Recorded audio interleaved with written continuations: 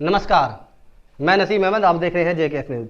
आज मैं जो खबर आपको दिखा रहा हूं वो खबर देखने में तो एक हादसा है, लेकिन इस हादसे के पीछे क्या कारण है और किस प्रशासन की लापरवाही के चलते ये हादसा हुआ है वो भी मैं अपनी इस रिपोर्ट में दिखाऊंगा। लेकिन सबसे पहले आप तस्वीरों में देखिए, यहाँ पर सुरक्षा बल दस्ता लगा हुआ है, DDMA दिल्ली पुलिस और फायर कर्मी यहाँ पर लगे हुए हैं और JCB क्रेन से मलबे को हटाया जा रहा है। इस मलबे के नीचे वो 7 बेगुनाह लोग दबे हुए हैं जिनको ये नहीं पता था कि ये बिल्डिंग धराशायी हो सकती है।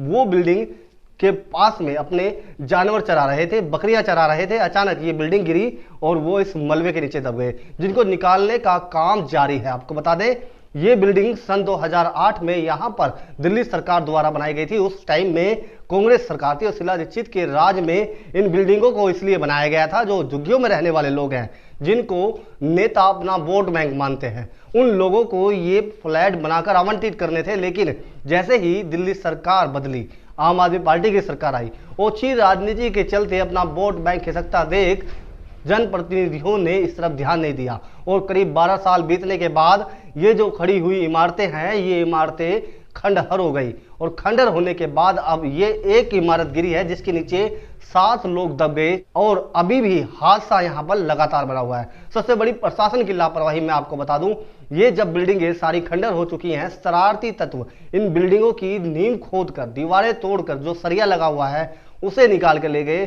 और सारी बिल्डिंगें डेंजर जोन बन गई हैं। लेकिन इस इलाके को प्रशासन की तरफ से अभी तक डेंजर जोन घोषित नहीं किया है।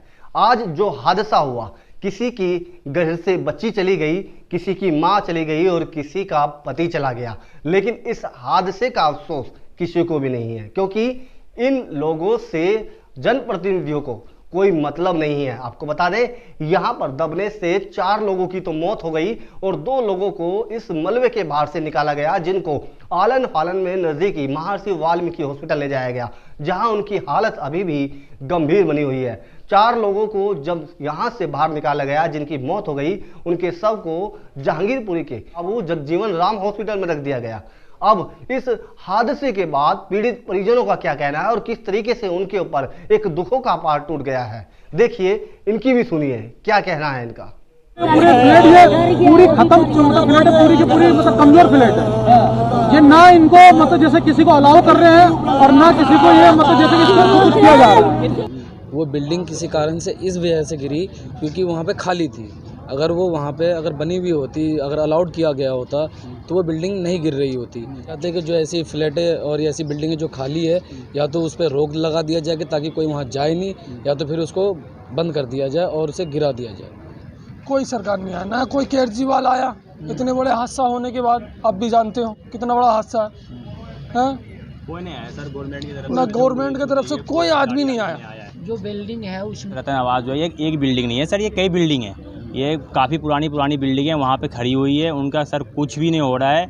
और वही बिल्डिंग जो गिरी है वहाँ पे, ना ये कंपनी वंपनी कुछ नहीं है। हमें क्या पता सर कौन ठेकेदार कौन नहीं है, गवर्नमेंट का कोई आदमी नहीं आया वहाँ पे, कोई कुछ भी कोई नहीं, बस वहाँ पे हुआ, वहाँ से बात टूट गया हॉस्पिटल वहाँ से। तो हमारे जो कॉलोनी के आदमी हैं वो लोग हैं, मतलब बाहर से कोई विधायक या कोई ऐसा नहीं है। जो हमारे कॉलोनी के जो है नेता में गड़ी में है, जो भी चीज़ भी है, वो लोग हमारी हेल्प में लगे।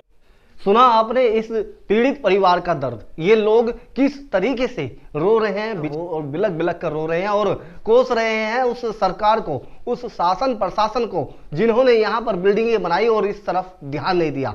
बता दें, जिस तरीके से यहाँ पर हादसा हुआ, ये हादसा करीब 2:45 पर हुआ और एक परिवार जो बवाना JJ कॉलोनी में रहता है, वो यहाँ पर अपनी बकरियां चराने के लिए पहुंचा था और यहाँ धूप में बैठकर आराम कर रहा था। लेकिन अचानक ये इमारत धराशायी हो गई और इसके साथ साथ में जितनी भी इमारतें यहाँ पर खड़ी हुई हैं, ये भी धराशायी होने की कगार पर है। लेकिन सबसे बड़ी बात मैं आपको बता दूं, ये जो जितनी भी इमारतें आप देख रहे हैं, जितनी खंडहर हो चुकी हैं, ये इमारतें कोई 1000-2000 लाख रुपए में नहीं बनी, बल्कि अरबों खरबों रुपए का बजट यहाँ पर गरीबों के लिए पास किया गया था। और अरबों खरबों का बजट लगाने के बाद भी जो क्लस्टर एरिया में रहने वाले लोग हैं, आज भी वो झुग्गियों में रहने के लिए मजबूर हैं और इन पर कोई भी कानूनी कार्रवाई अधिकारियों पर नहीं की जा रही और शासन प्रशासन और जनप्रतिनिधियों की तरफ से इन फ्लैटों का रखरखाव या इनको तोड़कर दोबारा बनाने की बात नहीं की जा रही है।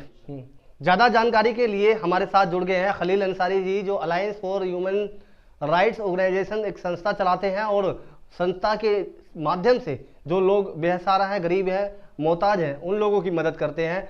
खलील जी, आप जनता के लिए काम कर रहे हैं, लोगों के लिए, भलाई के लिए काम कर रहे हैं, तो क्या कितना समझते हैं, कितना सही है जो ये फ्लैट बनाए गए थे, अब ये फ्लैट धराशायी हो रहे हैं और इसमें मासूम लोगों की जानें जा रही हैं? खलील जी, देखिए, सबसे बड़ी बात इसमें यह है कि इन फ्लैटों को बनाकर छोड़ दिया जाता है। उनके रख रखाव के लिए कोई भी वहाँ पर ना तो सरकार की तरफ से कर्मचारी होते, ना जो आसपास के जन प्रतिनिधि उनकी तरफ से कोई देखरेख के लिए वहाँ अधिकारी पहुँचते हैं।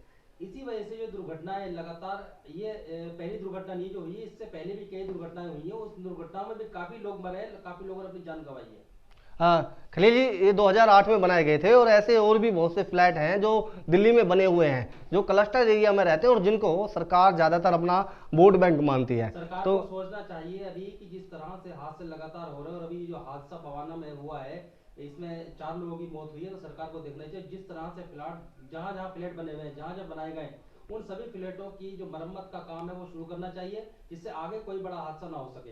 आप ह्यूमैन के लिए काम करते हैं, महिला और पुरुषों के लिए काम करते हैं, जनता के हक के लिए काम करते हैं, तो अपनी संस्था के माध्यम से इन गरीबों की आवाज़ कैसे उठाएंगे? जो लोग इस हादसे में शिकार हुए हैं उनके मुआवजे की मांग कैसे करेंगे? हम लगातार मांग करते रहे, लगातार आवाज उठाते रहे गरीबों के लिए, जनता के लिए, और करते भी हम बहुत समय से काम कर रहे हैं, और जहां जहां हमें लगता है वहां हम पहुंचकर भी काम करते हैं। लेकिन ये जो हादसा हुआ है, इस हादसे की अभी हमने जो हमारे संज्ञान में भी कल ही आया है, तो इसके लिए हम जरूर पत्राचार करेंगे, और जो भी हमसे मदद होगी उन लोगों की हम मदद करने के लिए काम करेंगे। जी, बहुत बहुत धन्यवाद। आप देख रहे थे जिस तरीके से खलील अंसारी ने बताया और समझाया, और साथ ही जिस तरीके से जनता के लिए काम करते हैं, हित के लिए काम करते हैं जनता की, आप कहीं ना कहीं ये भी मुआवजे की मांग को लेकर सरकार से जो है अपील करेंगे, मांग करेंगे। साथ ही दिल्ली के अंदर ये इकलौते ऐसे फ्लैट नहीं है जो क्लस्टर वाले लोगों के लिए बनाए गए थे। इसके अलावा भलसवा डेयरी की भी बात करें तो वहां पर भी पिछले कई वर्षों पहले फ्लैट बनाकर तैयार कर दिए गए, और दिन प्रतिदिन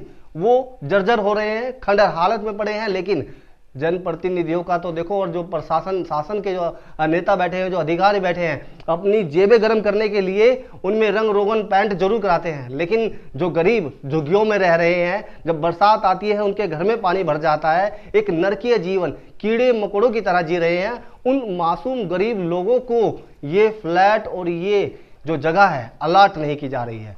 आज इस रिपोर्ट में हमने जो आपको दिखाया, ये देखने के बाद में जो लोग क्लस्टर एरिया में रह रहे हैं वो अपना हक जरूर जनप्रतिनिधियों से और अधिकारियों से मांगे। और साथ ही आपको हमारे द्वारा दी गई जानकारी अगर सही लगे तो हमारे कमेंट बॉक्स में जरूर बताएं, अपनी राय दें, सलाह दें, और साथ ही हमारी इस खबर को ज़्यादा से ज़्यादा शेयर करें, ताकि जो लोग इन बने हुए फ्लैटों को जो खंडर समझते हैं और सरकारी योजना के तहत जो बनाए गए थे, जिन लोगों को यही नहीं मालूम कि ये फ्लैट क्यों बनाए गए हैं, उन लोगों तक हमारी ये जानकारी पहुंच सके और आप अपना हक लेने के लिए पीछे ना हटे। फिलहाल जो ये हादसा यहाँ पर हुआ है, इस हादसे का जिम्मेदार वो 6 लोग नहीं जो इसके नीचे दबे थे, वो सैकड़ों अधिकारी, वो शासन प्रशासन, वो प्रतिनिधि और खुद दिल्ली सरकार है जिन्होंने इनको बनाकर रख रखाव नहीं किया। आज की खास खबर में इतना ही। अगली खबर के लिए बने रहिए JKS न्यूज पर।